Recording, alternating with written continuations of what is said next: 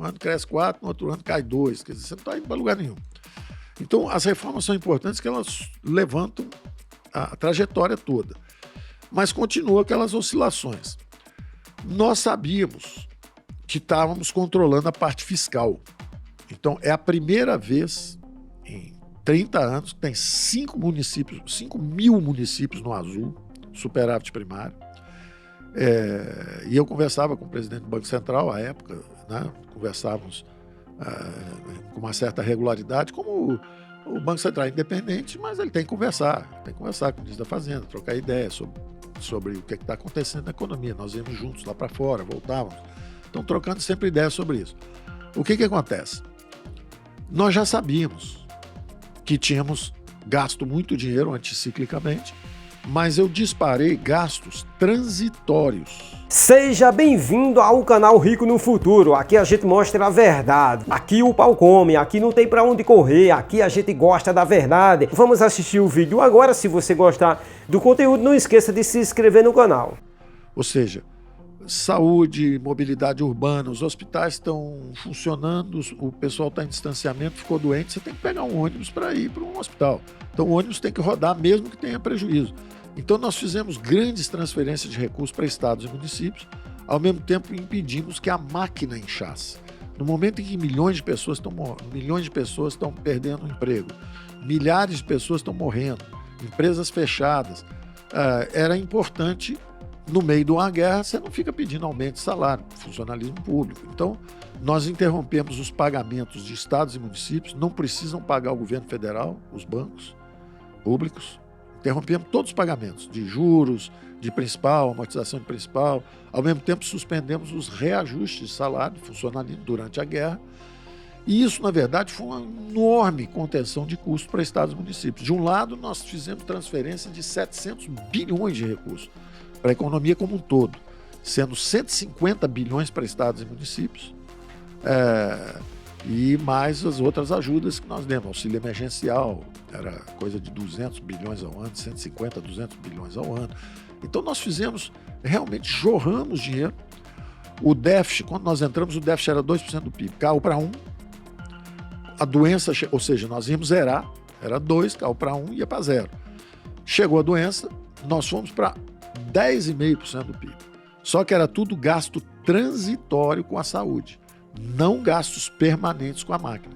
Tanto que a doença refluiu, com a vacinação em massa, a doença refluiu. O que aconteceu? O déficit veio de 10 para 0 e virou um pequeno superávit. Então, qual era a situação do Brasil? Os preços subindo, preços transitórios subindo por causa da doença, nós lançamos o Banco Central Independente. O Banco Central Independente é justamente uma espécie de garantia institucional de que a inflação, os aumentos temporários e setoriais de preço, material de construção, remédio, tudo que estava subindo ali naquele momento, alimentos estava subindo também, com as transferências de renda que nós fizemos. Então, um estava ampliando o quarto da sua casa para poder receber a família simples, ele comprava material de construção e ampliava, na periferia ampliava suas construções, preço do material de construção subindo, comida subindo de preço, com as transferências, todo mundo no supermercado comprando. Então, quando esses preços começaram a subir, nós lançamos o Banco Central Independente. E aí o Banco Central Independente é quem tem que impedir que esses aumentos temporários e setoriais de preço se transformem em aumentos permanentes e generalizados, que é o que se chama inflação. Lançamos o Banco Central Independente. Então era natural que o juros subisse, desacelerasse um pouco a economia. Então a economia estava crescendo 5%, ela desacelera um pouco, porque o Banco Central começou a subir os juros. Mas a gente sabe que essa alta é temporária. Assim que a inflação começa a cair, o Banco Central vai baixar os juros. Então, o que está acontecendo agora? Nós estamos conversando o que está acontecendo. O mercado todo antecipando a queda de juros. Aí a Bolsa reage, sobe um pouco. Exatamente aquele mecanismo de que a renda fixa um pouquinho menos interessante, mais interessante Bolsa, o país pode crescer mais um pouco. Então, hoje, o Banco Central está reagindo, olhando para a inflação, ele está reagindo, baixando os juros, vendo que a inflação é bem mais baixa. E é consistente e é correto. A pergunta é até onde ele vai baixar. Se a situação fiscal fosse semelhante à que nós deixamos, 5 mil municípios com azul. 26 estados, superávit primário também, no azul. Distrito Federal no azul, superávit primário. Governo Federal no azul, superávit primário. As estatais com 200 bilhões de reais de superávit. Saiam de um déficit de 20 para um superávit de 200. Se a situação fosse essa, o juro podia voltar de novo, aí a inflação podia vir para uns 3%, 3,5%, e o juro vir para 6%, 7%, tranquilamente. A pergunta é o seguinte, será que ele vai conseguir baixar tanto? Em princípio, a reforma tributária que nós estávamos conduzindo era para simplificar e reduzir os impostos. O governo hoje não tem essa liberdade. Hoje ele já disse que precisa aumentar os impostos.